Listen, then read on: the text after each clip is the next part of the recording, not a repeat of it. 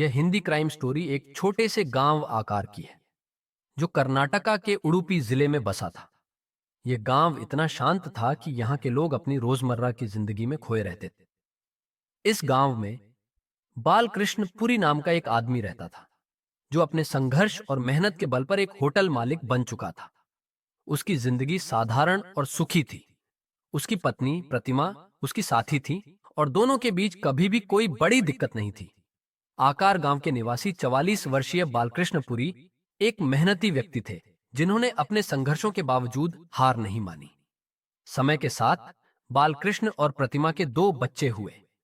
बच्चों की बढ़ती शैक्षणिक आवश्यकताओं को पूरा करने के लिए प्रतिमा ने काम करने का निर्णय लिया।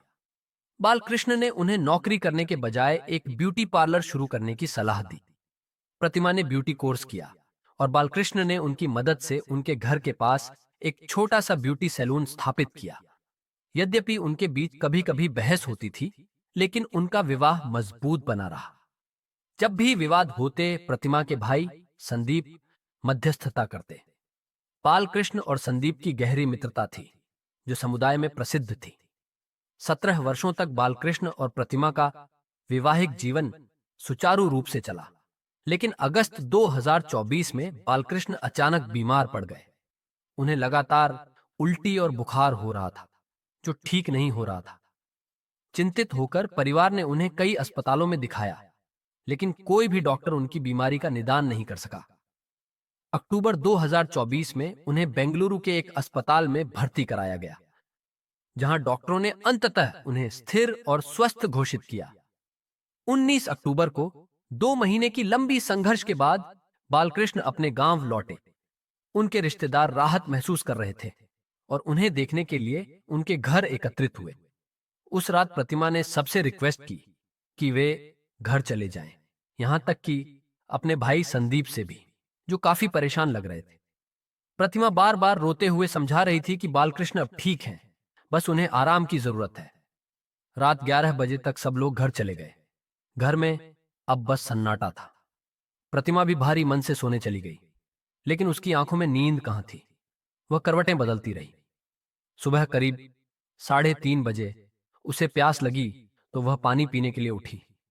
गिलास में पानी डालते हुए उसकी नजर बालकृष्ण पर पड़ी और वह ठिठक गई। कुछ अजीब था।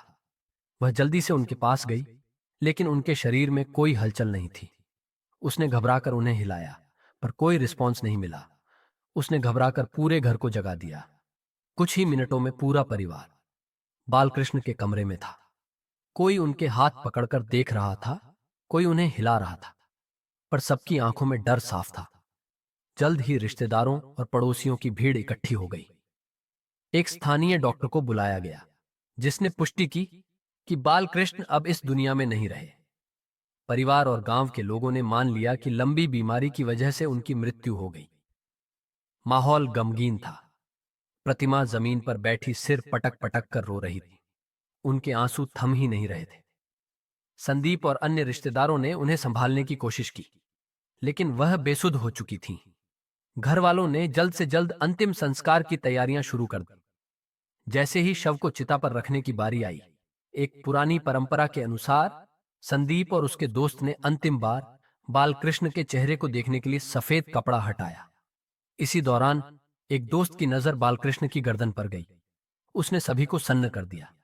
बालकृष्ण के चेहरे और गर्दन पर लाल निशान थे, कुछ ज्यादा ही गहरे और संदिग्ध। संदीप के मन में कुछ खटकने लगा। उसने तुरंत चिता को आग लगाने से रोक दिया और शव को ध्यान से देखने लगा। अब तक अन्य लोग भी चौकन्ने हो चुके थे। उन्होंने तुरंत पुलिस को सूचना दी और शव को वापस घर ले जाने का फैसला किया। कुछ ही देर में पुलिस पहुंच गई और शव को पोस्टमार्टम के लिए भेज दिया गया। प्रतिमा, जो अब तक बेसुध रो रही थी, अचानक चुप हो गई। उसके चेहरे पर चिंता और घबराहट के मिले जुले भाव थे। संदीप को अब पूरा यकीन हो गया था कि कुछ गड़बड़ जरूर है। संदीप अपने संदेह को दूर नहीं कर सके।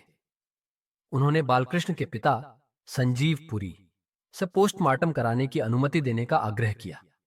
मामले की गंभीरता को समझते हुए संजीव ने सहमति दी। 21 अक्टूबर को बालकृष्ण के शरीर का पोस्टमार्टम किया गया और अगले दिन उनका अंतिम संस्कार किया गया। 23 अक्टूबर को संदीप ने अपनी बहन प्रतिमा को एकांत में बुलाया।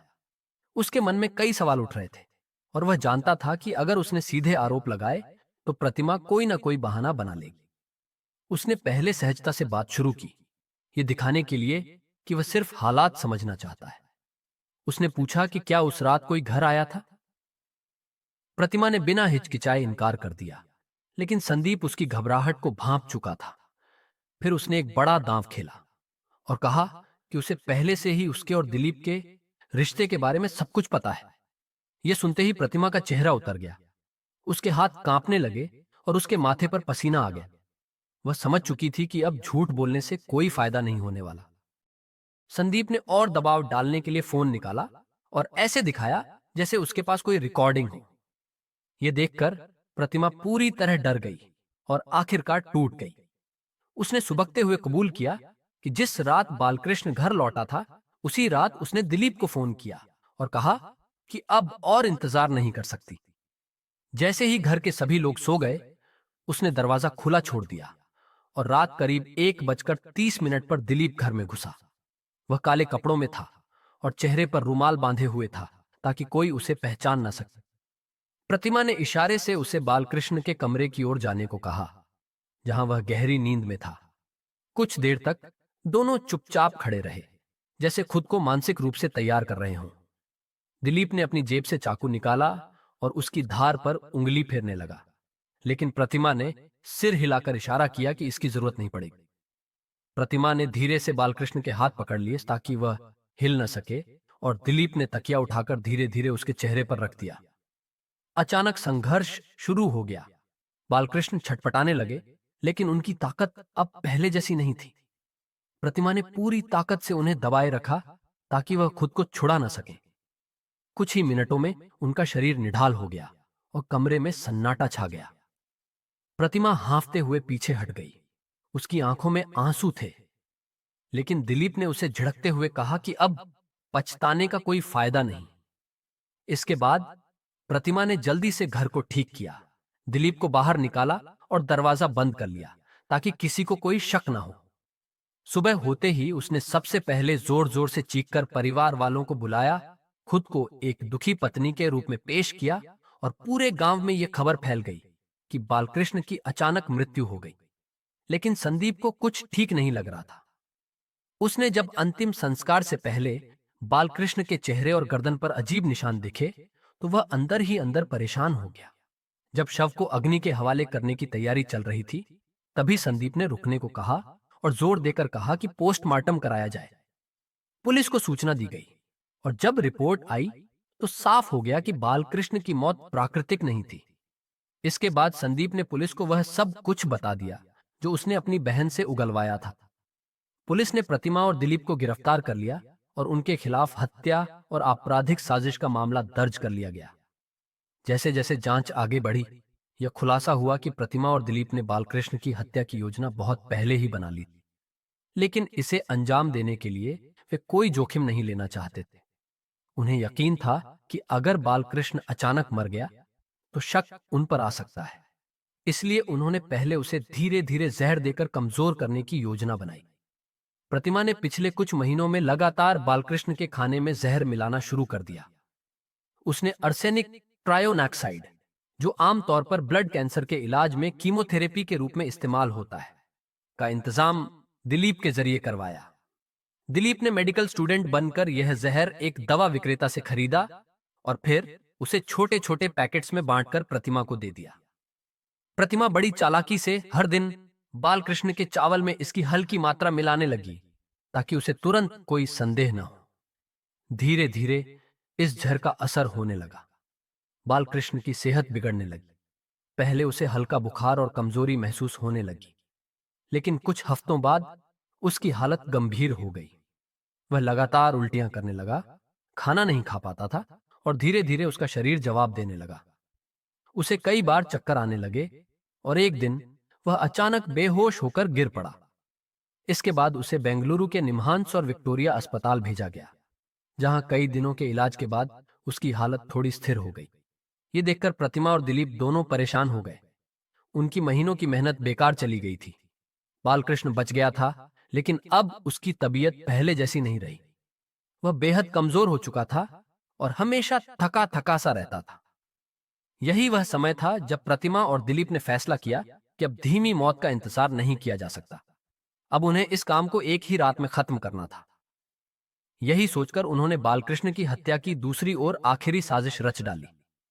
जैसा कि चार्जशीट में दर्ज है, प्रतिमा ने पुलिस के सामने अपना जुर्म कबूल करते हुए पूरी कहानी स्टेप बाय स्टेप बताई। उसने बताया कि कैसे एक छोटे से फैसले ने उसकी पूरी जिंदगी को बर्बाद कर दिया। शुरुआत में सब कुछ अच्छा चल रहा था। पार्लर पर औरतें आती, सजती संवरती और घर लौट जाती। लेकिन एक दिन निरूपा नाम की महिला उसके पार्लर में आई। पहली बार मिलने पर वह एक साधारण ग्राहक लगी, लेकिन धीरे धीरे प्रतिमा को एहसास हुआ कि यह औरत अलग थी। वो अक्सर गंदी फिल्मों और अपने अनैतिक संबंधों की बातें करती थी। शुरू में प्रतिमा को ये बातें अजीब लगती थीं, लेकिन धीरे धीरे वह इन सब में रुचि लेने लगी। निरूपा ने उसकी सोच बदल दी। अब उसकी दुनिया सिर्फ घर, परिवार और पति तक सीमित नहीं रही। उसके मन में भी वैसा ही रोमांच पैदा होने लगा जैसा वह फिल्मों में देखती थी। निरूपा ने उसे दिलीप से मिलवाया, जो उसी के गांव का एक नौजवान था।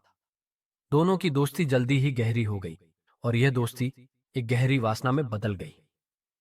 प्रतिमा का ब्यूटी पार्लर अब सौंदर्य सुधारने की जगह एक गुप्त अड्डा बन गया।